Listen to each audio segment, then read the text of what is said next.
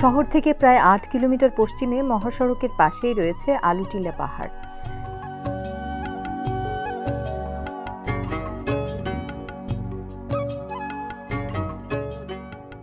রিসাং থেকে ফেরার পথে সড়কের পাশেই আলুটিলা পর্যটন কেন্দ্রের দুয়ার।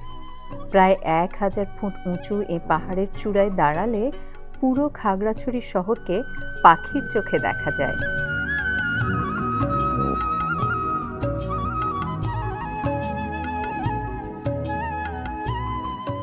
পাহাড়ের বাঁকে বাঁকে সর্পিল ধারায় বয়ে চলা চেঙ্গি নদীর অপরূপ সৌন্দর্য দেখা যায় এখান থেকে।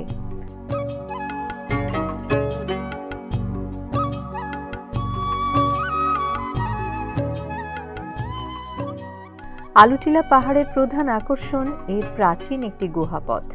পাহাড়ের চূড়া থেকে ২৬৬টি ধাপের একটি সিঁড়ি নেমে গেছে গুহাপথের মুখে।